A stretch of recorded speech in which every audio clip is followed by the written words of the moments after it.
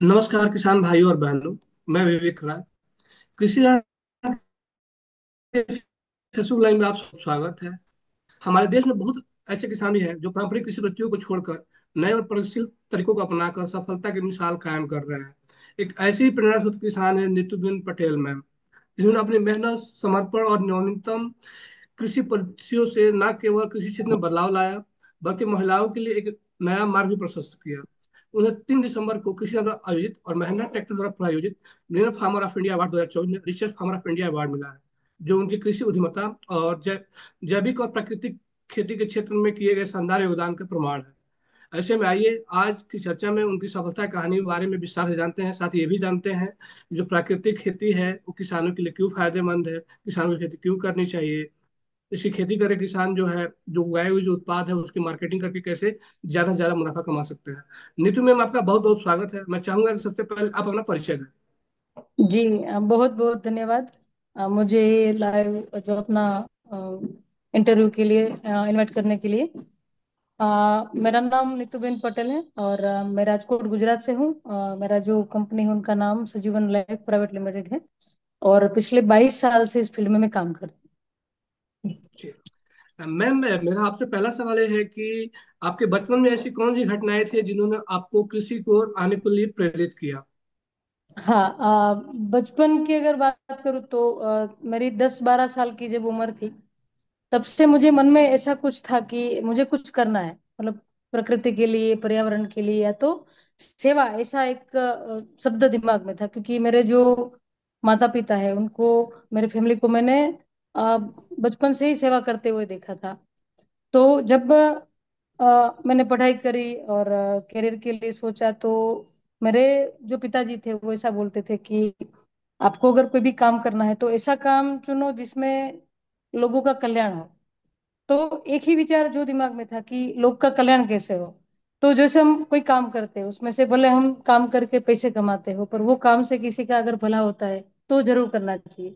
तो समय जाते 3-4 चीजें समझ में आई कि कौन कौन सी दिशा में कौन कौन से सब्जेक्ट पे काम करना चाहिए। जैसे पक्षी है, पानी है, पर्यावरण, खेती और आयुर्वेद। ये पांचों चीजों को अगर मिलके कुछ काम करे तो सेवा भी हो जाएगी। जैसे हम कुछ तीन जो मैंने सब्जेक्ट बोला वो हम सेवा में चला रहे हैं। 2 सब्जेक्ट है जो हमारे कमर्शियल है। तो एक जगह जो ऐसी है कि वहां से इनकम किया जा सकता है, अच्छे प्रोजेक्ट किए जा सकते हैं, और एक जगह ऐसी है जहाँ सेवा किया जा सकता है। पूरा बायोडाइवर्सिटी जो है वो इंसान के लिए बहुत जरूरी है। तो इसमें एक सेवा का भी माध्यम आ गया और एक कमर्शियल माध्यम भी आ गया। तो जैसे हम बोलते हैं ना कि स्वार्थ और परमार्थ दोनों साथ में है। तो ऐसे एक लाइन में अगर बोलूँ तो मेरे पिताजी ने जो बोला था कि लोगों का कल्याण हो, ऐसा काम करो, तो वो चीज बचपन थी दिमाग में। और ऐसा सोचते सोचते ऐसे कई लोग मिले जो जिनके पास से सीखा, समझा और आगे जो इम्प्लीमेंट किया। और ये रास्ता जो अभी तक का जर्नी है वो अपने आप ही फिर स्टेप बाय स्टेप बनता गया, विवेक भाई। तो आपने जब इस क्षेत्र में आने का जब फैसला किया था तो शुरुआती दौर में कुछ चुनौतियां क्या क्या रही थी और उनका सामना आपने कैसे किया था। देखो, चुनित तो कौन से सब्जेक्ट में नहीं है। कोई भी अगर आप काम करो तो चुनौती आएगी, नेगेटिविटी आएगी, कुछ संघर्ष भी होगा। पर वो अगर हम देखें तो वो संघर्ष को अगर हम ध्यान में ना रखें और हम अपना जो काम है उनके ऊपर फोकस करें और वो काम को ही लक्ष्य बना के अगर हम आगे बढ़ेंगे तो समय जाते रास्ता भी बड़ा बनता है, काम भी बड़ा बनता है। और कुछ जगह पे मुझे ऐसा भी लगता है कि वो चुनौती अगर नहीं आती या जो भी संघर्ष अपने जीवन में नहीं आता तो हम मजबूत भी नहीं बनते। आज अगर कोई चीज में हम मजबूत है या तो स्ट्रोंग है, अच्छे तरीके से हर चीज को समझ पाते हैं, मतलब कम्युनिटी को समझ पाते हैं, फार्मर को समझ पाते हैं, इंडस्ट्री को समझ पाते हैं, तो उनका जो मेन जो कारण रहा है वो एक संघर्ष में से अगर आप पसार होते हो तो चीजें समझ में बहुत आती है। तो मैं इस बात को कायम पॉजिटिव लेती हूँ कि अगर आपके जीवन में कोई संघर्ष है या कोई ऐसा ऐसा पड़ाव आ रहा है कि उससे पास होना मुश्किल हो रहा है, ऐसा हर किसी के जीवन में, हर कार्य में। अगर आप जॉब करते हो तो भी चोले चैलेंज है, अगर आप कॉर्पोरेट सेक्टर में हो तो भी चैलेंज है, फार्मर उनके फार्म पे कर रहा है तो भी चैलेंज है। उनको पता नहीं कल उनके क्रॉप का क्या होने वाला है। जैसे मैं पिछले 1 साल की बात करूँ तो बिपरजॉय जब जो वावाजोड़ू बोलते हैं वो आया था, तो उस टाइम पे कच्छ के और गिर एरिया जो जूनागढ़ जिला है, काफी सारे फार्मर का 15-15-20 साल पुराना जो खेत था वो खत्म हो गया। अब किसी ने नहीं सोचा था कि ये अपने लाइफ में ऐसा होगा। उसके बाद 2 बार गुजरात में, आपको पता होगा, लास्ट बार बहुत बारिश आई। वो बारिश में जामनगर डिस्ट्रिक्ट के काफी सारे फार्मर के खेत के मिट्टी भी चली गई, ड्रिप भी चली गई। और ऐसे आप अगर जैसे नदी की तरफ पौधे, जो मूंगफली के पौधे बाहर जा रहे थे, तो फार्मर ने कभी नहीं सोचा होगा कि उनका खेत खत्म हो जाएगा। तो ये चैलेंजेस जो है हर व्यक्ति के जीवन में रहेगी, हम उनको लेते कैसे, वो चैलेंज से हम आउटकम कैसे करते, बाहर कैसे निकलते, रास्ता कैसे बनाते, वो जो है ना बात जो मुझे जो समझने मिली कि मैं 20 साल में मैंने बहुत संघर्ष किया। ऐसा नहीं कि कोई रास्ता सीधा ही चला गया, मेंटर्स भी मिले, गुरु भी मिले, साथी भी, ऐसे ऐसे साथी भी लोग मिले कि उनसे सीखना मिला। उसके उसके पैरेलल एक संघर्ष भी था, जो रास्ता हमें तय करना है, वो संघर्ष से बाहर हमें निकलना है। कोई कोई बार ऐसा भी होता है कि ये ऐसा क्यों, हमारे साथ ऐसा क्यों, हम इतना मेहनत कर रहे, इतना काम कर रहे, कोई चीज की गिनती नहीं करे, फिर भी कहाँ जा रहा है बेटा। मतलब 20-20 साल तक ये सब चीजों के साथ रहना, एक ही वो मुश्किल भी है, पर अगर आपने ठान लिया कि नहीं मुझे ये करना है, तो रास्ता भगवान जरूर निकालता है। जी, वो कहते हैं कि जो समस्याएं जो है, चुनौतियां जो है, जिंदा लोगों के मुकद्दर में होती है, मुर्दों के लोग रास्ते छोड़ देते हैं। एकदम सही बोला, एकदम सही बोला। अ, अ, तो मैम, आपसे अगला सवाल ये है कि जो सजीवन की स्थापना का विचार आपके मन में कैसे आया, हाँ और आप, और अभी इसके अंतर्गत अभी क्या क्या आप काम कर रही हैं? हाँ। सबसे पहले तो मैंने 2018 तक जो काम किया वो सोशली काम किया। काफी सारे ग्रुप्स के साथ काम किया, कई लोगों के साथ अलग अलग। पहले मुझे ऐसा कभी विचार नहीं था कि मैं ब्रांड बनाऊं या कंपनी करूं, कंपनी को बड़ा करूं, ऐसा कोई विचार मेरे मन में नहीं था। मैंने कुछ कुछ ऐसे ग्रुप चुनने चाहे कि उनको अगर मदद चाहिए तो मैं उनके साथ रहूं, उनको काम करूं, उनके साथ काम करूं, उनको बड़ा करके मैं सपोर्ट करूं। मैं सब जगह पे कोई ना कोई चीज से सपोर्ट करके, मेरे मेरा अगर मेहनत है उनसे किसी का भी कंपनी में फायदा हो जाए, ऐसा कुछ ग्रुप ढूंढ के मैं काम कर रही थी। उसके बाद हमने गुजरात गवर्नमेंट के साथ, जैसे मैंने लास्ट इंटरव्यू में भी बोला था कि गवर्नर साहब के साथ काम करने का बहुत अच्छा मुझे 1.5 साल तक मौका मिला। और गुजरात राज्य का जो डांग जिला है वो डिक्लेयर किया उसका, मतलब जो हमारे पर गवर्नर साहब, मैं उनको गुरु की तरह मानती हूँ, उनके पास से भी हमने काफी सीखा। और उनके विचार जो है, मेरे मेरे जो दादाजी थे, दीपक दादा, जो मेरे गुरुजी जिनके साथ में रही, मुझे ऐसा ही लगता है कि वो दादा ही बोलते हैं, क्योंकि दादा अभी अभी नहीं है, 2019 में उनका देहांत हो गया। तो गवर्नर साहब से प्रेरणा मिली। 2018 में हमने जो कंपनी शुरू किया, वही कंपनी ने 2020 में डांग जिला का जो ऑर्गेनिक पूरा जो देश का पहला जिला जाहिर किया, उनका काम का सौभाग्य मुझे करने को मिला। और जो अभी 3.5 साल वो प्रोग्राम को पूरे हो गए। और जब हमने एंट्री किया तो 10 से 12 रुपया मैंने मिलेट रागी बिकते हुए देखा था। तो मुझे तब ऐसा हो रहा था कि ये जैसे गुजरात में ही डांग जिला आ रहा है, पर वो जो जिला है वो थोड़ा कट ऑफ जैसा लगता है। रेगुलर रेगुलर जो गुजरात के लोग हैं वो वहां टच में नहीं होते, सूरत या बड़ौदा के अलावा के लोग। तो वो वहां पे आज 50-60 रुपया तक रागी 1 किलो बिकता है। वो मेहनत हम कर पाए, इनका पूरा पूरा जो श्रेय है वो गुजरात गवर्नमेंट को और गवर्नर साहब को जाता है। और ये जो आपने जो पूछा प्रश्न कि ये कंपनी सजीवन लाइफ जो कैसे शुरू की, इसमें मैं बात ये करना चाहूंगी कि हम गुजरात गवर्नमेंट के, गुजरात राज्य के सीबीबीओ है। और ये सीबीबीओ जो है एपीओ बनाने का, एपीओ को मेंटर करने का, उनको आगे लेने जाने का काम कर रहा है। तो एक फार्मर का पोर्टफोलियो बन गया। तो 2021 तक ऐसा पोर्टफोलियो बना कि हमारे पास 60,000 के आसपास फार्मर है। उसके बाद 2022 में मुझे मेरे साथ जो मेरे को फाउंडर है सजीवन लाइफ के, संदीप भाई सबरवाल, उनके थ्रू मुझे इंडीग्राम लैब, उनके फाउंडर सुनील भाई खेरनार का संपर्क हुआ। तो उसने हमारा पूरा 20 साल का जर्नी जो है वो 3-4 महीना सुना। वो मैनेजमेंट के व्यक्ति है, मैनेजमेंट के गुरु बोल सको ऐसे व्यक्ति है। और उनका ऐसे इंडिया फाउंडेशन करके एक ऑर्गेनाइजेशन है, उसमें बहुत बड़ा टीम है। इंडीग्राम में भी बहुत बड़ा टीम है। इंडीग्राम जो है भारत सरकार का इंक्यूबेटर सेंटर है। तो मुझे सुनील भाई ने बोला कि नहीं तो, मैंने आप बहुत अच्छा काम कर रहे हो, मैं आपको एक विचार देता हूँ कि आप एक कंपनी बनाओ, और वो कंपनी को आप स्ट्रक्चर करो, आप अलग अलग वे पे जो अलग अलग काम करो एक कंपनी के अंदर लेके आओ, और वो काम करके आप कंपनी को बड़ा करो, मैं आपको फंडिंग में सपोर्ट करता हूँ। तो उसने जैसे मार्गदर्शन दिया, नेटवर्किंग कराया, फाइनेंस का सपोर्ट किया, और हमें आगे क्या करे कैसे करे, वो पूरा का पूरा एंड टू एंड पूरी टीम ने, आईएसएफ इंडिया फाउंडेशन और इंडीग्राम पूरी टीम ने सजीवन लाइफ को मुझे पर्सनली सपोर्ट किया। और सजीवन लाइफ हमने 2023 जून में स्टार्ट किया। और वो कंपनी काम करेगी इंटीग्रेटेड सर्विस के ऊपर कि फार्मर को क्या चाहिए, उनको सोइल का समझ चाहिए, क्रॉप का समझ चाहिए, या अपना जो है सर्टिफिकेशन का समझ चाहिए। सर्टिफिकेशन तो ऑलरेडी हम कर रहे थे। मार्केट सपोर्ट चाहिए, जो जो फार्मर की रिक्वायरमेंट थी उनका सर्विसेज जो अपना कंपनी कैसे करे। और जो फार्मिंग को फर्स्ट प्रोफेशन चॉइस करते हैं वैसे यंगस्टर को कैसे तैयार करे। तो वो एक जो कंपनी का शुरुआत हुआ ये ऐसा यहाँ से हुआ। और जून में कंपनी शुरू हुआ, अक्टूबर में हमने कार्बन क्रेडिट के थ्रू बायोचार के प्रोजेक्ट किए। वराह का क्लाइमेट करके कंपनी उनके साथ। और अभी 27 साइट चल रही बायोचार की, जो बबुल गांडा बबुल जो हम बोलते हैं उनको निकाल के बायोचार बना रही, वो बायोचार हम फार्मर को फ्री दे रहे हैं। और उनका जो पूरा फाइनेंस है वो कार्बन क्रेडिट से आता है। तो वैसे सोइल का कार्बन हो गया, फॉरेस्ट्री हो गया। फार्मर अगर बागायती करता है तो वो बागायती में उनको कार्बन क्रेडिट का 20 साल तक इनकम कैसे मिले, वो चीज हो गया। तो ये काफी सारा एक जो 20 साल का एक्सपीरियंस हम 4-5 लोगों का था, उनका एक बहुत अच्छा पोर्टफोलियो बन गया। और ये पोर्टफोलियो जो है वो अभी काफी सारे एरिया में फार्मर के साथ काम कर रहे हैं। और 2024 शुरू में बनास डेयरी ने हमें सपोर्ट किया। शंकर भाई चौधरी जो भी गुजरात राज्य के विधानसभा के अध्यक्ष हैं, बनास डेयरी के चेयरमैन हैं।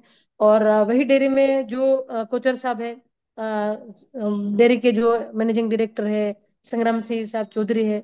और बाजिया सर है, वहाँ माधव मित्तल जी करके। तो बहुत अच्छा सपोर्ट बनास डेयरी का मिला।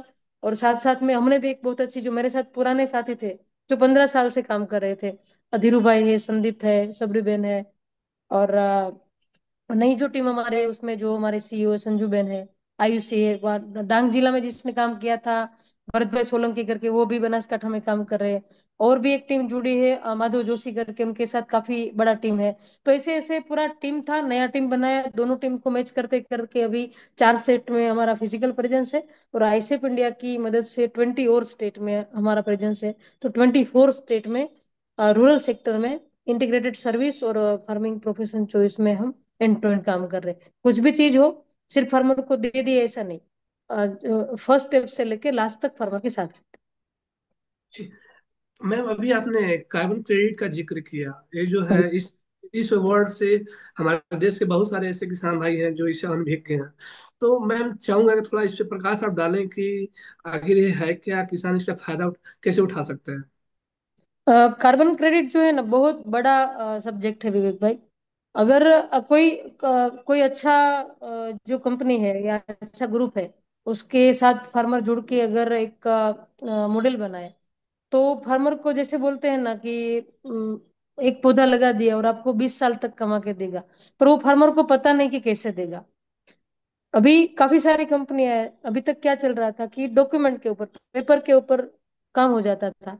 पहले की बात कर रही हूँ। अब पिछले 2-3 साल से जो अवेयरनेस आई उसमें ट्रेसेबिलिटी चाहिए। तो सजीवन ने जो काम किया उसका मैं खास आपको बताना चाहूंगी कि काफी सारे वर्ल्ड के और इंडिया के नेटवर्क के हम गुजरात और अलग राज्यों के 14 प्रोजेक्ट में पार्टनर है। जिसमें मैंने बायोचार का बताया, वो भी कार्बन का प्रोजेक्ट है। दूसरा मैंने अभी बताना चाहूंगी कि बायोगैस करके एक सिस्टमा करके एक कंपनी है जो मेक्सिको की है, और पूना में उनका बहुत अच्छा प्रोडक्शन सेटअप है। उनकी पूरी टीम के साथ जुड़ के बायोगैस जो जो जो फॉर एग्जांपल 50,000 55,000 की कीमत होती है, वो भी फार्मर को 12,500 रुपये में दिया जा रहा है। और 12,500 देने के बाद फार्मर को फ्री में गैस मिलता है, उनको स्लरी मिलता है जो खाद की तरह यूज होता है। उसके बाद जो है उनको 10 साल तक का सर्विस दिया जाता है। और ऐसा किट है कि उसमें फार्मर को कुछ नहीं करना है, फार्मर को सिर्फ 12,500 पे करना है। उसके बाद कंपनी की टीम आएगी, वो सर्वे करेगी, मार्किंग करेगी, खड्डा करवाएगी, और पूरा जो किट है वो फिट करके वो जो है फार्मर को चालू हो जाए तब तक उनके साथ रहेगी। अगर ये जब वीडियो चल रहा है उस टाइम पे अगर आपको स्क्रीन स्क्रीन पे दिखाना है तो मैं आपको भेजूंगी। मैंने 20 साल की मेरी एग्रीकल्चर सेक्टर की जर्नी में मैंने ऐसा पहला जो बायोगैस किट देखा, जो एक खड्डा करने के बाद अंदर जो एक कपड़ा आता है उनके ऊपर किट का बलून फिट होता है। उनका उनका फिल्टर, 2 टाइप के फिल्टर साथ में आते हैं, लाइटर आता है, उनका चूल्हा आता है, मतलब छोटा सा एक स्क्रू भी चाहिए या वाल्व भी चाहिए तो वो किट में साथ आ जाता है। तो ऐसा कभी सिस्टम अभी तक मैंने भारत में कोई जगह पे नहीं देखा था। अभी क्या होता था, कोई बलून लेता है, कोई जो अपना हार्डवेयर की शॉप होती है वहां जाके कुछ कुछ मटेरियल लेके आते हैं, कोई स्कीम, कोई सरकार की स्कीम में बायोगैस करते हैं, कोई कोई सब्सिडी में बायोगैस होता है। तो बायोगैस बायोगैस का नाम जो सुन के है ना, फार्मर ऐसा बोल देता है कि मुझे नहीं करना। इसलिए बोल देता है कि पिछले 15 साल में जो है बायोगैस का बहुत कम प्रोग्राम जो है वो सफल रहे। ये ऐसा किट है कि हमने उनका पूरा का पूरा जो सेटअप है, फार्मर बोलते हैं कि हम इस जो किट है उनसे बहुत खुश है। तो फार्मर को 3 टाइप के बेनिफिट होते हैं। जैसे मैं झारखंड या तो राजस्थान या तो एमपी की बात करूं, तो कई सारा एरिया ऐसा है कि वहां पे गैस का सिलेंडर भी नहीं जाता। तो वहां पे अगर 3 4 पशु उनके पास है तो उनको बायोगैस किट फिट हो सकता है। अगर वो बायोगैस किट नहीं फिट कर सकता, उनके पास पशु नहीं है, तो वो एक स्टोव भी है जो स्मोकलेस स्टोव है, वो भी कार्बन क्रेडिट का ही कंसेप्ट है। तो यहाँ पे जो परसेंटेज में अगर बोलूँ तो जहाँ पे 100 रुपया खर्चा होता है, वहाँ फार्मर को मुश्किल से 10 से 12 रुपया या ज्यादा से ज्यादा 15 रुपया खर्चा करना होता है। तो ये कार्बन क्रेडिट का कंट्रीब्यूशन जो आ रहा है वो कार्बन क्रेडिट कंपनी हो, जो जो प्रोजेक्ट डेवलपमेंट करती है, या तो जो इन्वेस्टमेंट करते हैं, या जो क्रेडिट में जो लोग इन्वेस्टमेंट करते हैं, वहां से पैसा आता है। कई सारी कंपनियों को आपको अपने कार्बन क्रेडिट के लिए सुना होगा कि आगे जाके कार्बन क्रेडिट हर जगह पे सब्जेक्ट लागू होगा कि आपने कितना कितना जो है पोल्यूशन जो है प्रोडक्शन किया, और कहाँ पे आपने कार्बन सिक्वेस्ट्रेशन किया। ये दो चीज के बीच की जो जर्नी है उसमें सबसे बड़ा बेनिफिट जो होने वाला है जमीन को, पर्यावरण को, पानी को और फार्मर को।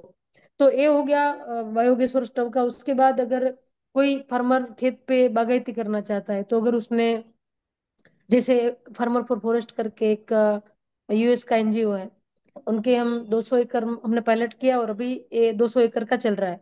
तो वो कैपिटल इन्वेस्टमेंट में फार्मर को, जैसे कोई फार्मर को बागायत करना है 1 एकड़ का और उनके पास पैसा नहीं है, तो वो फार्मर को पौधा ग्राफ्टेड अच्छी क्वालिटी का, उसके बाद ड्रिप टेक्निकल उनको गाइडेंस दिया जाएगा, इनपुट दिया जाएगा जो प्लांटेशन होगा तब, और उनके साथ साथ उनको 1 साल का मैनेजमेंट दिया जाएगा। और हमने क्या किया कि बनासकांठा में 200 एकड़ हमने वहां पे किया। तो गुजरात सरकार बनासकांठा कलेक्टर की तरफ से सर्टिफिकेशन का सहयोग दिया जा रहा है। तो भारत के जो एनपीओपी के धाराधोरण है उनके अंतर्गत गुजरात का जो गोपका एजेंसी है, बहुत बहुत अच्छा एजेंसी है, एयर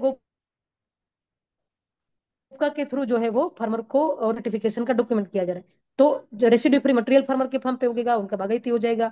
आगे जाके उसी ग्रुप को प्रोसेसिंग में, जैसे मैंगो का पल्प बना लिया, सीताफल का पल्प बना लिया, पल्प का एग्रीमेंट जो है वो अलग अलग कंपनी के साथ करा दिया। जैसे हमारे साथ एक इनो फार्म जुड़ा है राजस्थान से, सुधांशु भाई गुप्ता जी करके। तो उनका एक जो टैंकर कंटेनर के ऊपर उनका मशीन है कि फार्म पे कंटेनर आता है और पल्प प्रोसेस करके एसेप्टिक प्रोसेस से, उनको कोई उसमें कोई प्रिजर्वेटिव नहीं चाहिए, कोई केमिकल नहीं चाहिए, कुछ भी नहीं। वो मशीन में इस साइड से मटेरियल क्लीन करके डाला और पल्प करके उनको सीधा वैक्यूम बैग में पैक कर दिया। तो ऐसे पूरा पूरा जो मैंने बोला कार्बन क्रेडिट के अंतर्गत ऐसे ऐसे सब्जेक्ट आते हैं। वाटर पे भी वाटर क्रेडिट भी मिलता है, बायोचार पे भी क्रेडिट मिलता है, बायोगैस पे भी। जहां जहां प्रदूषण कम होता है वो हर चीज में कार्बन क्रेडिट का इनकम बेनिफिट जो फार्मर को हो सकता है। सिर्फ जो जानकारी देनी है वो फार्मर को समझ आए कि आप क्या कर रहे हो, आपके आपका जो ये प्रोग्राम होगा वो कहाँ तक आगे जाएगा, और ये पैसा कहाँ से आ रहा है। ये जो ट्रेसेबिलिटी है शायद सजीवन है वो एंड टू एंड ग्राउंड पे और इंटरनेशनल मार्केट पे दोनों जगह कर पाए कि 1 रुपया कौन दे रहा है और 1 रुपया कहाँ जा रहा मैम, आपसे मेरा अगला सवाल ये है कि जब आपने जैविक, चूंकि जाहिर सी बात है, जब आपने खेती की शुरुआत की तो उस समय, जब ग्रीन रेवोल्यूशन के बाद से हमारे देश में जो है खादों का इस्तेमाल बहुत ज्यादा बढ़ गया था, और उसके बाद से एक कंसेप्ट आया जैविक खेती और प्राकृतिक खेती का। है जी। तो मैम, जब आपने जब शुरुआती दौर में इनकी शुरुआत की तो आपको किन चुनौतियों का सामना करना पड़ा था? हाँ, सबसे पहले तो जब मेरे जो गुरुजी थे उनके साथ रहते थे तो वो बोलते थे कि आप सोइल को ठीक करो, अपने आप सब ठीक हो जाएगा। सोइल को ठीक करो मतलब केमिकल मत डालो, और केमिकल अब अगर नहीं डालेंगे तो वहां से सारी जर्नी शुरू होती है कि खाना अच्छा उगेगा, पर्यावरण को फायदा होगा। ये जो ग्रीन गैस जमीन से निकल के पर्यावरण को नुकसान कर रहे वो नहीं होगा। जमीन का कार्बन बढ़ेगा तो प्रोडक्शन की क्वालिटी अच्छी आएगी और प्रोडक्शन का क्वांटिटी भी अच्छा आएगा। तो ये चीज सबसे पहले सीखा था दादाजी से। और पहले क्या था कि इतना अवेयरनेस नहीं था, फार्मर को समझाना बहुत मुश्किल। मतलब हम 100 लोगों को मिलते हैं तो एक या दो फार्मर के दिमाग में बात उतरती थी, क्योंकि जो खाद यूज करते हैं, केमिकल यूज करते हैं, उनका उनका दो रीजन है कि फार्मर को एक तो इनसिक्योरिटी फील होती है कि मेरा जो पाक है वो फेल होगा तो मैं क्या करूंगा। दूसरा एक आदत भी पड़ गई, जैसे हम एलोपैथी दवाई लेते हैं, आयुर्वेद लेते हैं, तो कई सारे ऐसे यंगस्टर मुझे मिलते हैं कि सर दर्द हुआ, सीधा उसने एलोपैथी गोली ले लिया और काम पे लग गए। कुछ लोग ऐसे भी होते हैं कि उसने कुछ नेचुरल उपाय कर लिया और उनके जो दर्द है उनको कम किया। तो ऐसा खेती में भी है। और दूसरा तीसरा रीजन ये है कि जो खेती, कुछ कुछ बड़े जो राज्य है उसमें जो जमीन के मालिक है खुद नहीं करते। जिसमें गुजरात की बात करूँ, थोड़े थोड़े एरिया में राजस्थान की बात करूँ या महाराष्ट्र की बात करूँ, तो आधे लोग जो है खुद खेती करते हैं, आधे जो लोग हैं वो लेबर के ऊपर डिपेंड है। तो जो लेबर है उनको भी ऐसा मन में है कि नहीं, मैंने केमिकल अगर नहीं डाला तो मेरा क्रॉप फेल जाएगा। तो एक एक दिमाग में बैठ गई बात। ये अवेयरनेस का टाइम था। और पिछले 5 साल से बोलूं तो कोविड के बाद, और दूसरा सरकार ने एक इनिशिएटिव बहुत अच्छा लिया कि खेती को फोकस कर दिया, क्लाइमेट को फोकस कर दिया। तो सर कोई चीज अगर कोई ऑर्गेनाइजेशन हाथ में लेता है और सरकार हाथ में लेते हैं, तो उसके बाद जो जो 15 साल में जो मैंने अवेयरनेस नहीं देखी थी वो पिछले 5 साल में, और उसमें लास्ट 2-3 साल से तो बहुत दिख रहा है। फार्मर जब एक्सपेरिमेंट नहीं करेगा, कोई चीज को सोचेगा नहीं, तब तक ये बात नहीं बनेगी। दूसरा एक एक एक फायदा ये भी हुआ कि पहले कोई ऐसा नहीं सोचता था कि खाने के बारे में क्वालिटी चाहिए। अब सबको बिना केमिकल का चाहिए, रेसिड्यू फ्री चाहिए, अच्छा खाना चाहिए। अभी साइकिल वाला जो भी, मेरा मेरा एक मॉल है राजकोट में, कोई साइकिल लेके भी आता है ना, तो उनको पैसे की नहीं पड़ी कि अच्छा मुझे खाना चाहिए। अब थोड़ा सीन जो है, पहले पहले जो कम दाम वाला मांगा जाता था इसलिए बनाया जाता था। अब कुछ कुछ परसेंट तक, अगर मैं परसेंटेज में बोलूँ तो 15-20% तक जो लोग है उसमें ऐसा अवेयरनेस एकदम आ गया है कि अच्छा खाएंगे तो हेल्थ को हम संभाल पाएंगे। और वो अच्छा खाना है वो खेती से ही शुरू होता है। तो पूरे पूरा जो विश्व का जो ध्यान है वो कोविड के बाद खेती के ऊपर गया, फार्मर के ऊपर गया, नेचुरल प्रोडक्शन के ऊपर गया, रेसिड्यू प्रोडक्शन के ऊपर गया, ऑर्गेनिक सर्टिफाइड प्रोडक्शन के ऊपर गया।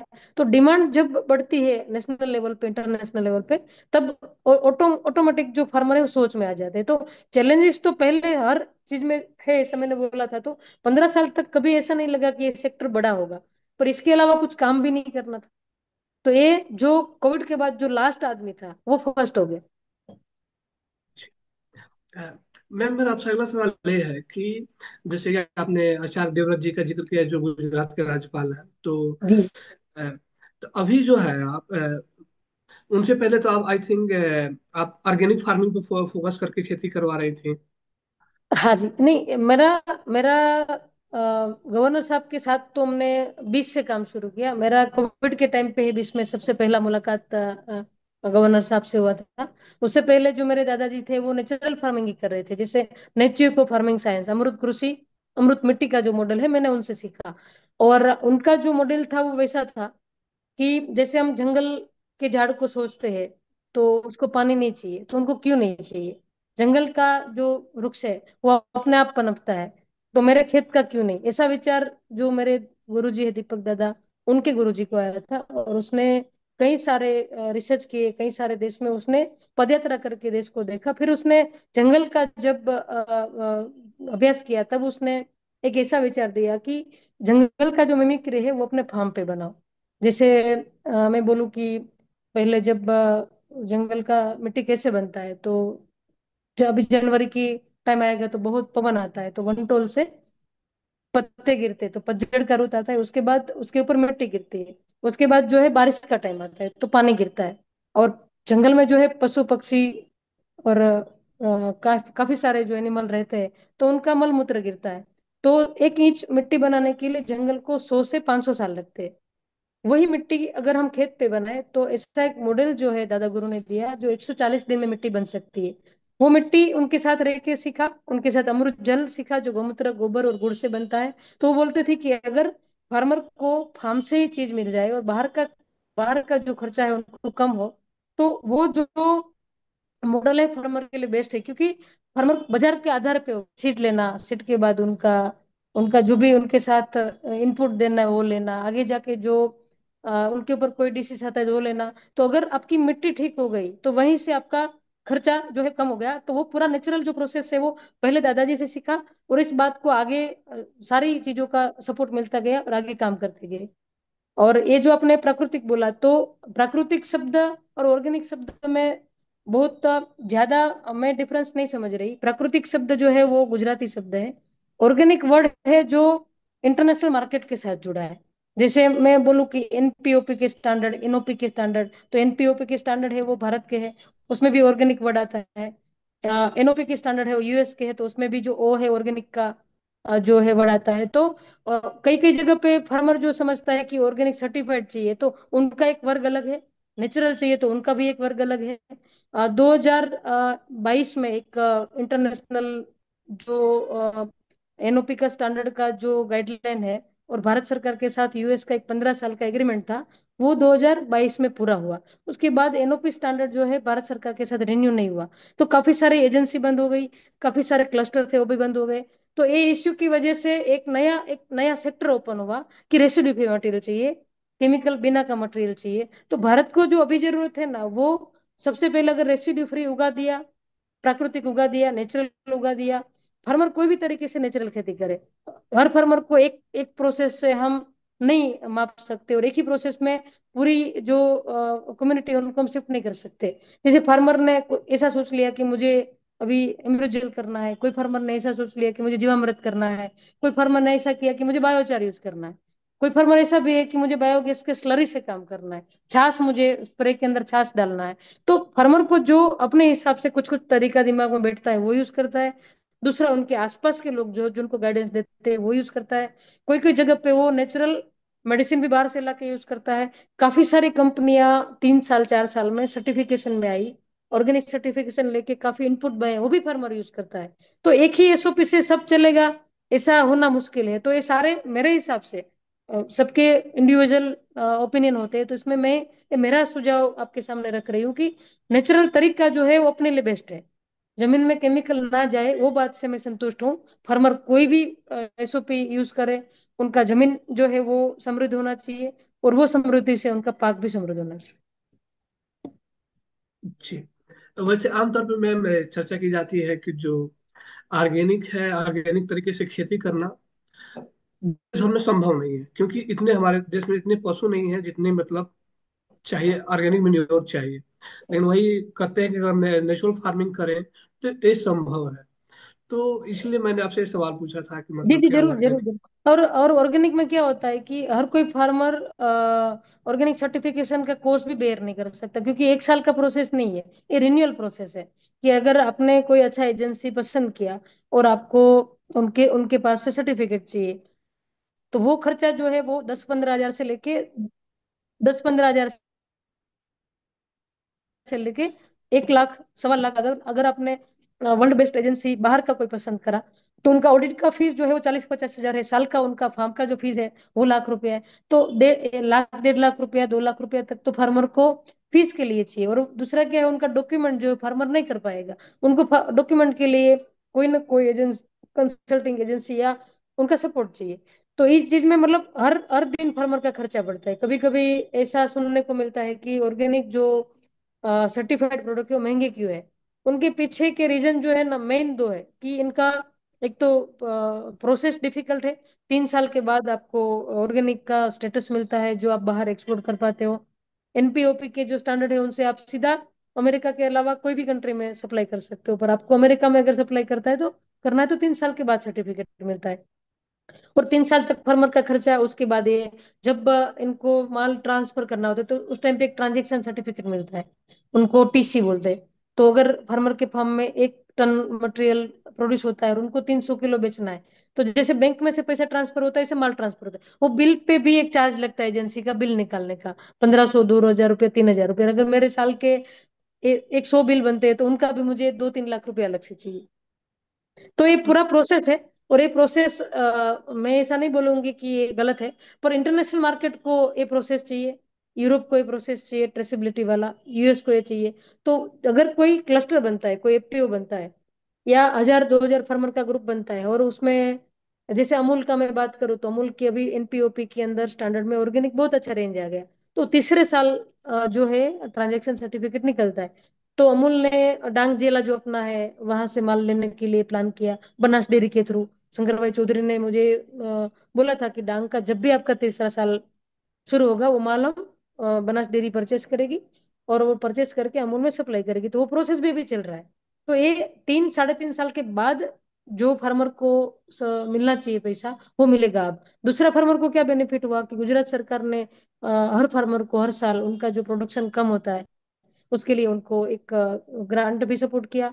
उसके बाद जो है सर्टिफिकेशन का पूरा जो कॉस्ट है वो गुजरात सरकार ने लिया।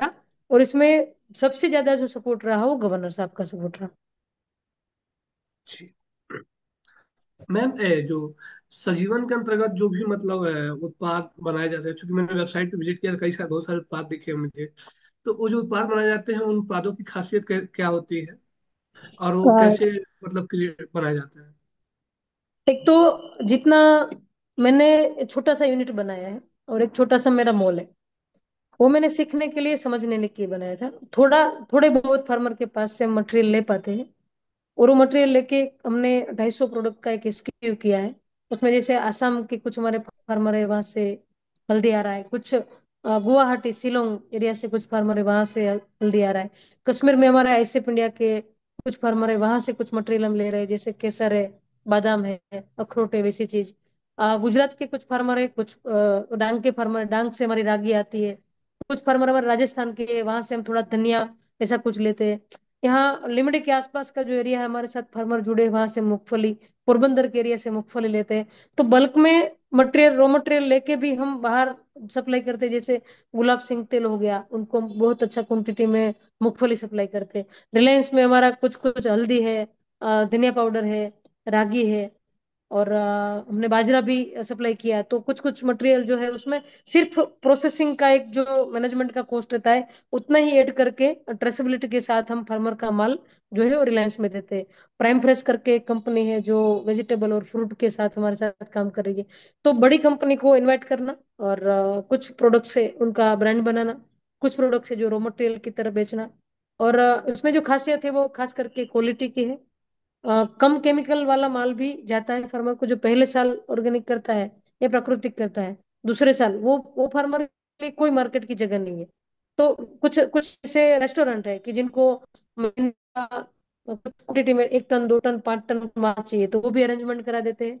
जैसे अभी मैंने बोला कि डांग का जो माल जाएगा, तो वो सीधा बनास डेयरी में जाएगा। उसमें मेरा सपोर्ट के अलावा कोई रोल नहीं, क्योंकि मुझे डॉक्यूमेंट का जो खर्चा है या एपीओ का जो मैनेजमेंट का खर्चा है वो गुजरात सरकार की तरफ से मिल रहा है।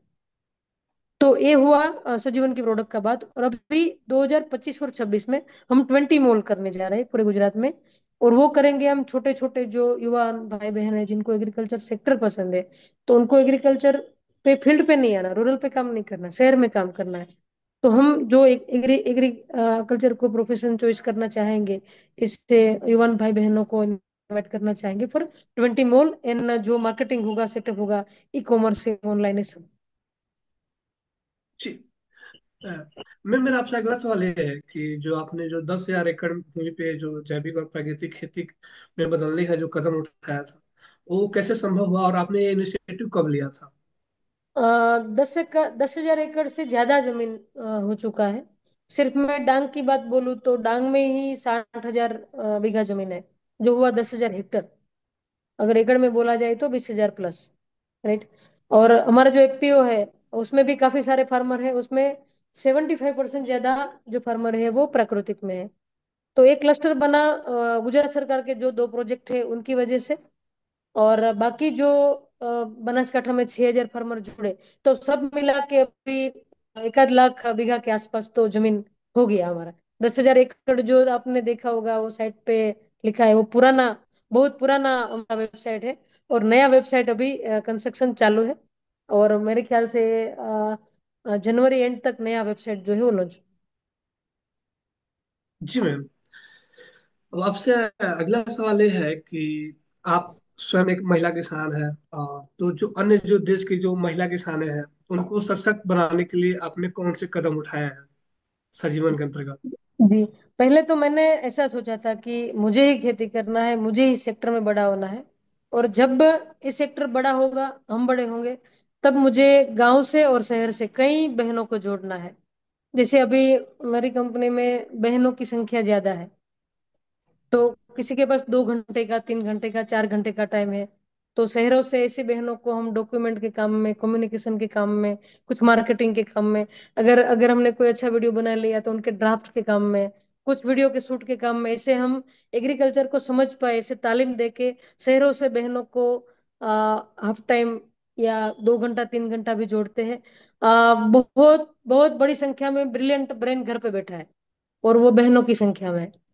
अगर 2 घंटा 3 घंटा काम करना है, पर 2 घंटा 3 घंटा अपने यहाँ कोई जॉब नहीं है, तो हम उनको घर पे जो बैठ के वो काम कर सके, ऐसा हमने माध्यम शुरू किया पिछले 1 साल से। उसमें कई सारी बहनें हमारे साथ जुड़ी है, और ये स्केल कुछ हजार की संख्या में जाएगा अगले 4-5 साल में, कुछ हजार की संख्या में।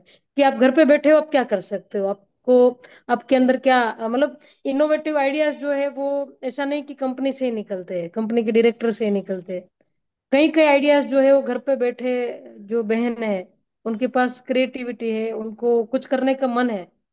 और 2-3 घंटे के लिए ना तो वो जॉब पे जा सकती है, ना कोई उनको 2-3 घंटे के लिए घर पे काम दे सकता है। इसे हम पढ़े लिखे भी, और कुछ जो जिसने पढ़ाई नहीं की और मतलब थोड़ा कम पढ़ाई किया है, वैसे लोगों को जोड़ रहे। दूसरा जो है, मैं गांव की बहनों को ऐसे देख रही हूँ कि उनको थोड़ा प्रिसाइज वर्क करना पड़ेगा, थोड़ा मैनेजमेंट सीखना होगा। कुछ कुछ जो प्रोडक्शन में नए जो जैसे अपना गडकरी साहब आए थे तो वो बोले थे कि हमें अपना थोट का पैटर्न बदलना पड़ेगा, कुछ क्रॉप का पैटर्न भी बदलना पड़ेगा। तो हमने ऐसा कोई क्रॉप नहीं लगाना चाहिए जो हमें पता नहीं कि इनका मार्केट क्या है और उनका प्राइस क्या मिलेगा। फार्मर का जब माल उगता है तो जब उनको मटेरियल बिकता है तब पता चलता है कि मेरा इतना पैसा आया। तो मैं कुछ 60-70% तक ऐसा काम कर पाई हूँ कि मुझे पता है कि फार्मर को इतना पैसा मिलेगा, राइट। जैसे हम एक कोकोनट का बहुत अच्छा प्रोजेक्ट लेके आए हैं। वो हाइब्रिड वेराइटी है, डीजे करके ग्रुप है, 35 कंट्री में उनका काम है।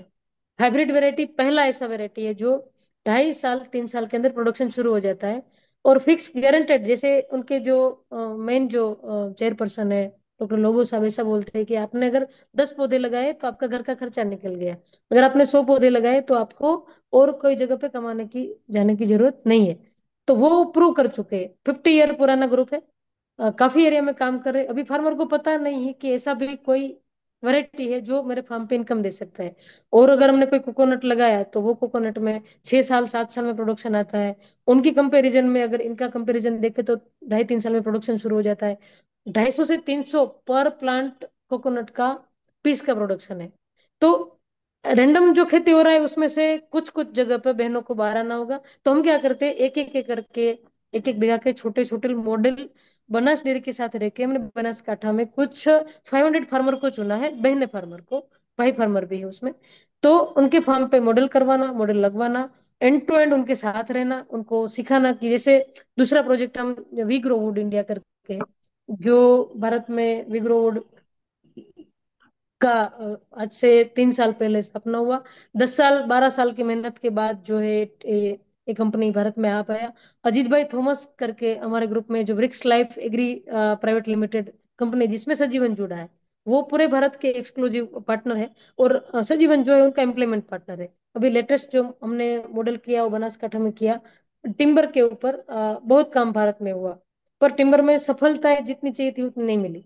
आज हम 60,000 करोड़ का टिम्बर इंपोर्ट कर रहे हैं, तो आगे जाके जो खपत है वो टिम्बर की बहुत है। तो वर्ल्ड का फास्ट ग्रोइंग होता हुआ वृक्ष जो है पोलोनिया, 1/4 टाइम में होता है। और जैसे टीक सागवुड या तो हम चंदन की बात करें तो 30-35 ईयर में होता है। इसके कंपैरिजन में इनका पहला कटिंग 5 साल और 7 साल में आ जाता है।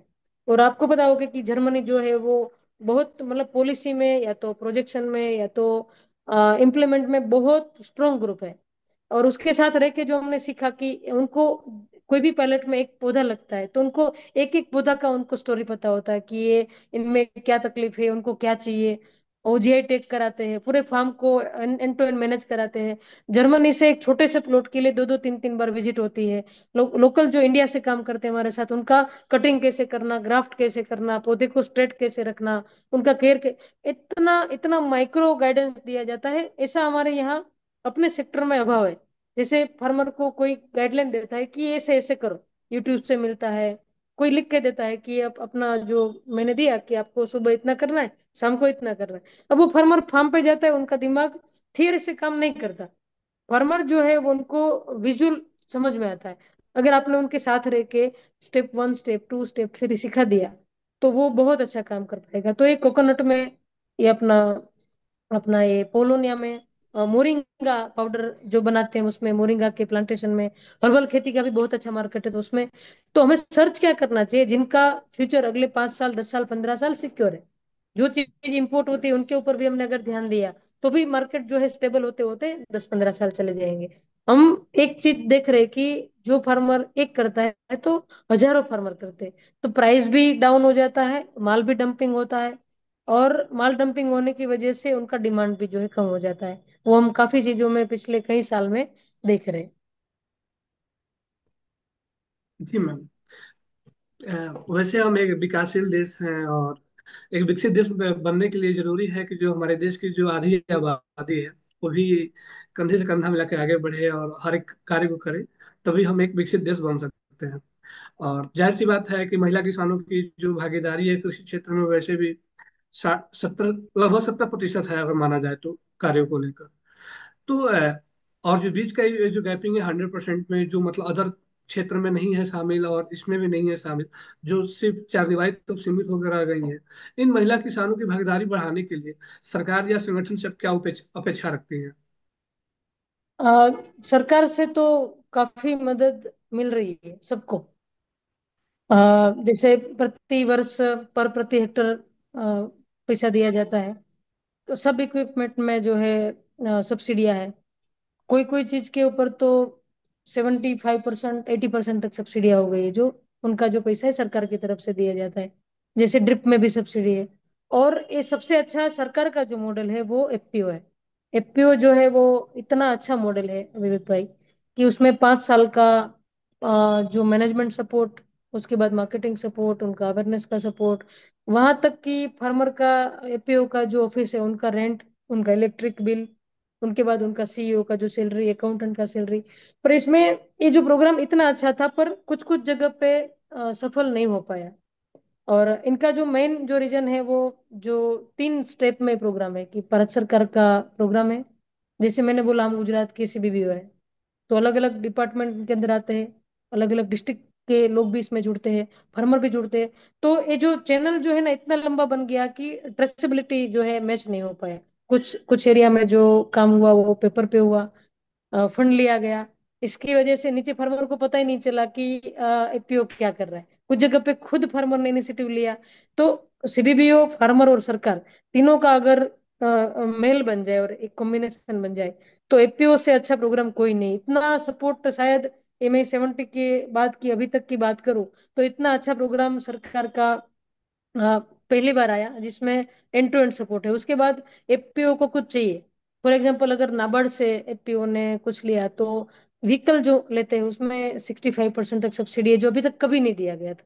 तो जितने भी गवर्नमेंट के ऑर्गेनाइजेशन के एग्रीकल्चर सेक्टर है, उसमें जो एफपीओ को, क्लस्टर को जो सपोर्ट दिया गया, प्रोसेसिंग में या तो प्रोडक्शन में या तो गोडाउन में या तो कोल्ड स्टोरेज में।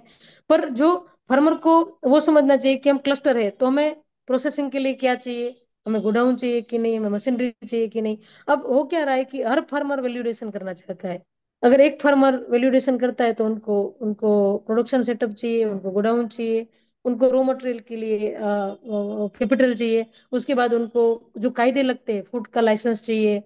उनके कुछ कुछ रूल्स होते हैं कॉरपोरेशन का, जो वो सर्टिफिकेट वगैरह चाहिए। फिर उसके बाद जीएसटी नंबर लेना है। तो वो अकेला अकेले व्यक्ति का ही काम नहीं। जो फार्मर खेती करता है, जिनके पास 10 बीघा 15 बीघा जमीन है, जैसे अपने पूरे भारत देश में 80% से ज्यादा लोग हैं उनके पास जमीनें छोटी है। छोटी मतलब 5 बीघा 10 बीघा 15 बीघा। 20% के भी नीचे की रेशियो में जो जमीन है वो 20 30 बीघा 40 बीघा से ज्यादा होगी।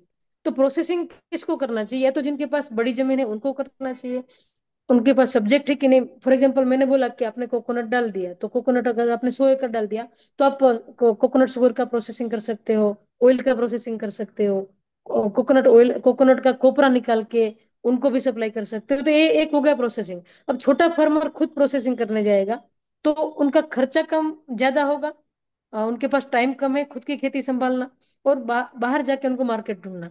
तो इसके लिए जो क्लस्टर वाला जो मॉडल है वो फार्मर के लिए, बहनों के लिए, अपनी एग्रीकल्चर जो सेक्टर है उनके लिए बहुत अच्छा है। मैम वैसे कृषि जान पिछले 28 सालों से कृषि क्षेत्र में अनिवार्य रूप से काम कर रहा है, और किसान हित ने बहुत सारे पहल भी किए हैं। उसमें सबसे बड़ी जो पहल है million farmer of India award, जिसका आयोजन जो है पूसा ऐसा IRI मेला मैदान में हुआ था, जिसमें आपको रिसर्च फार्मर ऑफ इंडिया का अवार्ड मिला है MFI जी 2024 में। तो जी। मैम ये जो अवार्ड है, इस अवार्ड को पाना आपके लिए और अन्य किसानों के लिए जो मतलब आपको रोल मॉडल मानते हैं, क्या मायने रखता है? बहुत बहुत बहुत अच्छा लगा। और मेरा सबसे बड़ा है, मेरे लाइफ का पहला अवार्ड था।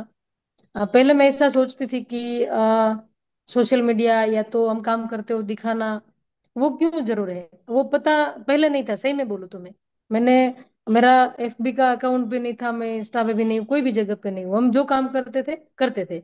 इतना बड़ा डांग का काम किया तो भी हमने कभी उनको इतना सोशली हाईलाइट नहीं किया, हम CBB हो तो कभी नहीं किया। पर ये अवार्ड जो मिला ना, उसकी वजह से दो चीज का मुझे पता चला कि नेटवर्किंग होने से कुछ कुछ जो काम है वो बड़ा होने से कई सारे अच्छे लोग मिलते हैं। जैसे आपके ओर के बाद ये आज आज 1 हफ्ता हो गया, मुझे इतने फोन आ रहे हैं, इतने लोग मुझे पूछ रहे हैं कि, और मुझे भी ऐसा लगा कि ऐसे लोग के साथ हम भी जुड़ के काम कर सकते हैं, वो भी हमारे साथ जुड़ के काम कर सकते हैं। दूसरा, मतलब इतना अवार्ड के बाद जो है मुझे जो प्रसन्नता हुई, कई सारे गांव से भी मुझे फोन आए कि हमें आपके साथ जुड़ना है, हम क्या करें। तो एक जो टेक ऑफ बोलते हैं कि मैं एक शब्द में बोलूँ तो आपका जो अवार्ड मुझे दिया गया उससे मेरा लाइफ चेंज हुआ। और मैं ये फील एक ही हफ्ते में कर रही हूँ। आ, कई सारे बिहार के न्यूज में, MP के न्यूज में, अपना मुझे पता नहीं कहाँ से किसने दिया, अब 15 से 17 अलग अलग न्यूज़पेपर में अपना जो आर्टिकल है, जो कृषि जागरण के साइट पे था और चैनल पे था, वो कॉपी करके कई सारे लोगों ने लिया। अ, कई सारे, जो मैं दूसरा इससे भी बड़ा बात बोलूँ तो मेरे फैमिली में सबको इतना पता था कि मैं एग्रीकल्चर सेक्टर में फार्मर के साथ काम कर रही हूँ और कुछ सेवा का काम कर रही हूँ। मेरे ब्रदर जो मेरे साथ आए थे और जो पगड़ी पहने थे, वो मेरे मेरे से बड़े ब्रदर थे। उसने पहली बार मेरा काम देखा, पहली बार मेरा काम सुना। तो उसने पूरे सूरत में जो हमारे फैमिलीज रहते हैं, उनके फ्रेंड्स रहते हैं, तो उनको सबको मिला के बोला कि हम एक फंक्शन रखते हैं और जो दीदी काम करते हैं उनको सुनना है। और इसने 11 तारीख को एक फंक्शन भी रखा सूरत में। तो ये 20 साल के बाद ऐसा पहली बार हो रहा है कि फैमिली का नजर गया, मेरे पूरे जो मेरा जो कम्युनिटी है उनका नजर गया। तो विशेष के काफी सारे फोन आ रहे हैं, मेरी टीम भी बहुत खुश है और मुझे भी बहुत अच्छा लगा। और ऐसे जो गांव में से कई सारे एंटरप्रेन्योर बाहर निकले। मेरे साथ जो सुनील भाई जो मुझे मेंटरिंग करते हैं, और सुजीवन को जिसने सपोर्ट किया, वो कायम ऐसा बोलते हैं कि गांव के फार्मर के बच्चे हैं, चिल्ड्रन जो फार्मर के हैं, वो बड़े होके बाहर आने चाहिए। तो वो जो स्वप्न है ना, वो दिखा अपने मतलब नजर के सामने। और कई सारे लोगों के लिए रास्ता हम बन पाए, मॉडल बन पाए। कई सारे एंटरप्रेन्योर को अगले 1 साल में या उससे भी आगे के साल में ये अवार्ड चलता रहेगा, तो हम भी आपके सामने कोई स्टोरी प्रेजेंट करेंगे कि ये काम कर रहे हैं। तो रास्ता अगर गांव से बनता है, जैसे IIT या IIM जो पढ़ते हैं, तो उनके प्रेजेंटेशन पे लोग करोड़ों रुपए इन्वेस्टमेंट करते हैं। तो ये जो सजीवन का जो रास्ता बना ना, उनके माध्यम से गांव से जो छोटे छोटे एंटरप्रेन्योर बन के जो बड़े हो, और उनके लिए जो इन्वेस्टमेंट के रास्ते जो बड़े बने, या एग्रीकल्चर सेक्टर में जो भी आना चाहते हैं, उनके लिए रास्ते जो बड़े बने, उनका जो सोच है यहाँ से मेरा बड़ा हुआ। तो एक विजन बड़ा हुआ, स्केल बड़ा हुआ, विचार भी बड़ा हुआ। और सोशल पे या तो ऐसी चीजों पे थोड़ा बड़ा होना चाहिए, लोगों के लिए, अपने गांव के लिए, अपने गांव के जो एग्रीकल्चर करते हैं ऐसी बहनों के लिए, जो मेहनत कर, डेडिकेट भी मैं उनको करना चाहूंगी, जो लोग गांव में मेहनत करते और काम करते। तो ये मेरा जो भी मुझे अनुभव हुआ, मैंने आपके साथ शेयर किया। महिंद्रा ट्रैक्टर को और आपके कृषि जागरण की टीम को बहुत बहुत इसके लिए धन्यवाद देना चाहूंगी कि आपने हमें पसंद किया और ये मौका दिया एक स्केल को सोचने का और आगे बढ़ने मैम आप डिजर्व करते थे इसलिए आपको ये पुरस्कार मिला है। का। अ, नहीं तो हमारे इस पिछली बार 38,000 रजिस्ट्रेशन आए थे देश भर से किसान भाइयों के, और इस बार 22,000 आए थे। ये सभी किसान वो थे जिनकी सालाना इनकम 10 लाख रुपए से ज्यादा है। सारे मिलियन किसान हैं। और जो ऐसे किसान हैं, और तो डेटा हमारे पास बहुत है, लेकिन सिर्फ डेटा उन किसान भाइयों का है कि जिनकी इनकम 10 लाख रुपए से ज्यादा है। जैसे भारत सरकार, जो प्रधानमंत्री मोदी जी का जो विजन है, किसानों की आमदनी डबल हो, किसान जो हम मिलियन किसान बने, तो ऐसा नहीं है कि हमारे देश में ऐसे किसान नहीं, किसान है, जरूरत है वहां तक पहुंचने की। सही बात है। मैम, ये जो आपको अवार्ड मिला है, तो इससे इस अवार्ड ने आपकी और आपकी टीम के लिए कौन सी नई संभावनाएं खोली है? जैसे कि आपने कुछ तो जिक्र किया कि मतलब कई सारे राज्यों की जो लोग हैं जो आपसे संपर्क किए और आपसे जुड़ना चाहते हैं, इसके अतिरिक्त तो और कुछ आप साझा करना चाहें तो साझा कर सकते हैं। पहले तो मेरे साथ जो मेरी टीम है, मुझे कभी कभी ऐसा भी लगता है कि जैसे आपने मेरा सम्मान किया, जो सारी चीजें देख के मुझे कभी ऐसा लगता है कि मुझे एक दिन ऐसा भी करना चाहिए कि मेरी टीम पूरी एक साइड और मैं उनका सम्मान करूं। इतना इतना काम करते हैं मेरे साथ लोग, मुझे पता नहीं होता। सुबह से लेकर रात तक कोई भी काम के लिए वो लोग कभी घड़ी नहीं देखते। बराबर। तो टीम जो है उनका खुशी इतना था कि जैसे मेरे मेरा मैंने बोला कि एक एक 10 दिन के टाइम में एक स्केल पे मेरा थॉट प्रोसेस आ गया, वैसे पूरी टीम ने जितनी भी इंक्वायरी आना शुरू हो गई। मेरे एक के पास नहीं आ रही, मेरी बनासकाठा ऑफिस पे लोग का मिलना हो गया। जैसे अभी एक एग्जीबिशन था जो पूरे गुजरात में एक साथ किया गया था, उसमें 20 जगह पे हमारा एपीओ का और सजीवन का पार्टिसिपेंट था। तो सब जगह पे हमने वो अवार्ड का जो फोटो था टीम ने लगाया, तोड़ के बैनर्स लगा निकाल के मैं आपको फोटो भी भेजूंगी, वो लगाया था। और लोग वहां पे बोलते थे कि अभी जो अवार्ड मिला ना इनका स्टॉल है, सजीवन का स्टॉल है, ऐसा लोग नहीं बोल रहे थे। ये जिनको हम्म। अवार्ड मिला इनका स्टॉल है। तो मेरे जो डिस्ट्रिक्ट के जो प्रोजेक्ट के मैनेजर है, सीईओस है, और मेरे साथ जो काफी साल से लोग काम कर रहे हुए, उनका खुशी का भी कोई ठिकाना नहीं था। मैं जब राजकोट आई, दूसरे ही दिन फंक्शन रखा था। एक फंक्शन बनासकाठा में अभी 14 तारीख को रखा है, 11 तारीख को मैंने बताया आपको सूरत में रखा है। और ये बात मतलब स्टेप्स बन गया, एक चैनल बन गया कि एक एक जगह से दूसरी जगह जाना शुरू हो गई। और टीम में भी एक जो नया कुछ बनता है और अपॉर्चुनिटी मिलने का जो मौका ढूंढते हैं, तो ये अवार्ड की वजह से एक जो अपॉर्चुनिटी थी वो टीम ने देखना शुरू कर दिया। और जो अभी हमारा टीम है उसमें टीम का जो इन्वॉल्वमेंट था उससे कई गुना ज्यादा उनके अंदर एक एनर्जी आ गई कि अब जो बड़े हमें बोले गए हैं, हम बड़े हैं इसलिए बोले गए, तो इससे आगे हम कैसे सब चीजों को लेके जाए। ऐसा एक बहुत अच्छा थॉट प्रोसेस पूरी टीम में शुरू हो गया, जैसे एक पूरा सर्कल एनर्जी का बन गया। और एक अच्छा एनर्जी आके पूरी टीम को एक करके गया। ऐसा ऐसा सबने एक्सपीरियंस किया। और पूरे पूरे 2-3 दिन इसके अलावा कुछ चल ही नहीं रहा था टीम में भी। अच्छा लगा जानकर हमें। और यही जो हमारे कंपनी के संपादक है Shri M C Dominic sir, और जो प्रबंध निदेशक निदेशक है हमारी कंपनी की साइनी मैम, उनकी भी यही इच्छा है कि जो किसान है खुशहाल हो, उनके चेहरे पे जी। मुस्कान हो। जी।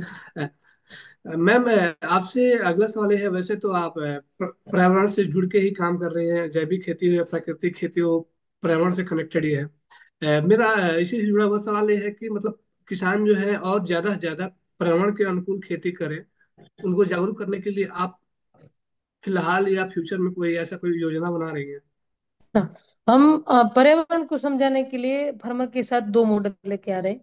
जैसे छोटे छोटे फॉरेस्ट फार्म पे बनाना, जिसमें पर्यावरण मतलब मैं पूरा बायोडायवर्सिटी देखती हूँ कि जैसे खेत में पानी जाना बंद हो गया है, तो जमीन में केमिकल डालने की वजह से अपना जमीन हार्ड होता जा रहा है। पहले हम लकड़ के हल से खेती करते थे, आज 65 HP का ट्रैक्टर आ गया, फिर भी जमीन जो है वो कड़क है। 65 HP का हम ट्रैक्टर इसलिए लेके आए कि 55 HP का जो ट्रैक्टर है वो जमीन के अंदर खेती नहीं कर पाता था। हमने डेवलपमेंट जरूर कर दिया, पर हम डेवलपमेंट किसे कहते हैं वो थोड़ा हमें समझना पड़ेगा। पानी को जमीन में उतारे कैसे, वाटर हार्वेस्टिंग को हम बोलते हैं। अभी गाँव का पानी गाँव में, तल सिम का पानी सिम में, अपना जो खेत का पानी हो खेत में ही अगर आ जाएगा, तो जैसे 1000 फीट 2000 फीट जो हम बोर कर रहे हैं वो करने की जरूरत नहीं पड़ेगी। तो इसके ऊपर एकदम एकदम जैसे अवेयरनेस सोइल पे आया, केमिकल पे आया, ऐसा पानी पिलाना है। दूसरा जो है छोटे छोटे जंगल फार्मर के फार्म पे जैसे पानी बाहर निकलता है, वहां कुछ 100-200 फीट का एरिया हो, साथ ही पानी वहां भरा रहता है, वो जमीन पे कुछ उगता नहीं। मैं आपको फोटो भी शेयर करूंगी कि वो जमीन पे कुछ उगता नहीं। तो इतना जमीन अगर फार्मर ने अलग कर दिया, तो वहां कुछ हमने फ्रूट के मियावाकी फॉरेस्ट कर दिया, कुछ फ्रूट के कुछ फल के जो पौधे वहां पे हमने लगा दिए, जिसमें जैसे बूंदी है, रावनी है, उमर है, अपना सेतुर है, ऐसा कुछ चीज लगा दिए तो बर्ड्स को खाना मिल जाएगा, रहना मिल जाएगा। और पक्षियों का बहुत बड़ा रोल है अपने खेत में, वो फार्मर भूल गया है। वो कुछ चीजों पे बैक टू नेचर जाना पड़ेगा, बैक टू जो अपना रियल जो था उसमें जाके सोच के इस बातों को इम्प्लीमेंट करना पड़ेगा। और जैसे मेरे दादाजी बोलते हैं कि अपने रेशन कार्ड जो है इसमें फैमिली मेंबर का नाम होता है, कि हम दो भाई है, एक बहन है, माता पिता है, तो अपने रेशन कार्ड के और भी मेंबर है, उनका भी हमें ध्यान रखना पड़ेगा। जो माइक्रोब्स है, अलसिया है, वम्स जिनको बोलते हैं, पक्षी है, कई सारे जो कीटक है, उनका जो रोल है खेती में, वो फार्मर को समझना पड़ेगा। पूरी बायोडाइवर्सिटी को पूरी एंट्री एक सर्कल की तरह देखना होगा, तब जाके पर्यावरण की सुरक्षा हम कर पाएंगे। मैम, आपसे मेरा अगला सवाल ये है कि आप वैसे तो देश के बहुत सारे किसानों से जुड़ी हुई हैं और हम जानते हैं जी। उनकी समस्याएं क्या क्या हैं और उसके समाधान भी क्या है। तो उसी से जुड़ा हुआ मेरा सवाल है कि भारत में कृषि क्षेत्र में सुधार के लिए सबसे जरूरी कदम क्या क्या है जिनको उठाना चाहिए सरकार को, किसानों को? रियल प्रोसेसिंग का, मार्केटिंग का चेन बने। जैसे अभी फार्मर उगा रहा है वो अलग है, केमिकल वाला उगा रहा है वो अलग है, नेचुरल उगा रहा है वो अलग है, और ऑर्गेनिक वाला जो उगा रहा है वो भी अलग है। उसके बाद फिर बाद में प्रोसेसिंग आता है, तो प्रोसेसिंग और फार्मिंग सेक्टर में कोई कोई कनेक्शन ही नहीं है। फार्मर माल अपना मंडी में बेचता है, वहां से फिर प्रोसेसिंग में जाता है, उसके बाद कुछ वैल्यू एडिशन। तो एक व्यक्ति का ये काम नहीं। जैसे मैंने फार्मर को डेयरी के साथ जोड़ा, डेयरी ने अमूल के साथ जोड़ा, फिर मैंने फार्मर को ऑर्गेनिक सर्टिफिकेट के साथ जोड़ा। मैं अपना इसलिए एग्जांपल देना चाहूंगी कि मैंने ऐसा इंटीग्रेटेड मॉडल नहीं देखा है। हम जो काम कर रहे हैं अलग अलग मल्टीपल सेक्टर में, कई बार ऐसा भी होता है कि मैं जब बात करने जाऊँ सामने वाला कंफ्यूज हो जाता है कि आप कर क्या रहे हो। इसलिए आज तो अपना इंटरव्यू है और काफी सारी बात अपने साथ हो रही है, आप मुझे जानते हो, इसलिए हर हर सब्जेक्ट की बात अपने बीच में हो रही। तो वहां पे इनपुट का सपोर्ट फार्मर को मिल गया, उसके बाद उनको कार्बन क्रेडिट का सपोर्ट मिल गया। तो सपोर्ट में फार्मर को सपोर्ट भी मिले, सिर्फ पैसा ना मिले, उनको पैसा भी मिले, उनको कैपिटल इन्वेस्टमेंट भी मिले, उनको वैल्यूडेशन का तालीम भी मिले। अगर उनको डिहाइड्रेशन कुछ चीज करना है तो उनको क्या करना चाहिए, पहला स्टेप क्या लेना चाहिए, वो उनको मार्गदर्शन मिले। सबसे बड़ा बात है क्वालिटी। हमारे यहाँ क्वालिटी पे जितना रिक्वायरमेंट है उतना ध्यान नहीं दिया जाता। अपना ग्रीन वेस्ट भी काफी हो रहा है, फूड वेस्ट भी काफी हो रहा है। उस चीजों पे अगर ध्यान दे दिया तो प्रोसेसिंग में जो चैनल की रिक्वायरमेंट है, जैसे हम सब के बीच में, फार्मर के बीच में, फार्मर से सोइल के बीच में, फार्मर और कार्बन क्रेडिट की कंपनी के बीच में, तो ऐसा एक हम ब्रिज बन चुके हैं जो फार्मर को हर चीज में जो हम सीखे, जो हम समझे, वो सपोर्ट कर रहे हैं। तो ऐसे मॉडल की अगर स्केल पे काफी सारे कोऑपरेटिव्स इंडिया में है, काफी सारे ऑर्गेनाइजेशन इंडिया में, सरकार खुद है। तो इस चीजों में अगर एक बना जो एंड टू एंड काम दिखता है, एक्सपोर्ट को अलग कर रहा है, जैसे कोई लेबोरेटरी का काम है तो कोई अलग टीम कर रहा है, तो ऐसा एक ट्रेसिबिलिटी वाला प्रैक्टिकल अगर मॉडल बनेगा, तो फार्मर को बहुत सपोर्ट हो जाए। मैं अगर एग्जांपल दूं तो जैसे मिल्क का रेवोल्यूशन आया, तो आप देखो फेडरेशन और जितना भी देश में अलग अलग कोऑपरेटिव के थ्रू काम हो रहा है, तो ये अपना देश का बहुत बड़ा मॉडल बन गया। यही रेप्लिका अगर कोऑपरेटिव के थ्रू जो है फार्मर के साथ हुई, तो भी ये स्केल बड़ा बन सकता है। जी, जी मैम। मैम, आपसे मेरा अगला सवाल ये है कि आपकी आपको जो कृषि क्षेत्र में जो सफलता मिली है उसका सूत्र क्या है, और आप जो किसान इस वीडियो को हमारे देख रहे हैं और फ्यूचर में जो रिटर्न फॉर्मेट में इसको पढ़ेंगे तो उनके साथ आप क्या साझा करना चाहेंगे? अ, दो तीन चीजें बोलूंगी। एक तो मेहनत करने से कभी पीछे मत हटो, इतना मेहनत करो कि सफलता मिलनी है। मेहनत के पीछे गिनती भी मत करो, जैसे हम बोलते हैं कि मैंने 8 घंटा काम कर लिया, मेरा ड्यूटी 8 घंटे का है। मैंने दो तीन जगह से कई बार ऐसा सुना है कि अगर आपने 8 घंटे की जगह 12 घंटा मेहनत कर लिया तो आपका 4 घंटा कोई लिख रहा है, आपने जो मेहनत किया कोई देख रहा है, नंबर एक। दूसरा, एकदम नीति से मेहनत करो, सच्चे दिल से मेहनत करो। कोई भी जगह पे आप जो है पैसे के लिए मत काम करो, काम एक प्रोजेक्ट को ऐसे देखो कि पूरा अंटायर प्रोजेक्ट है। रिजल्ट मुझे मिलना है या फार्मर को मिलना है या तो इंडस्ट्री को मिलना है, वो अलग बात है। पर निष्ठा से अगर आपने मेहनत करी, ईमानदारी से मेहनत करी, तो उनका परिणाम जरूर मिलता है। तो मेहनत में पीछे मत हटो और ईमानदारी से काम करो।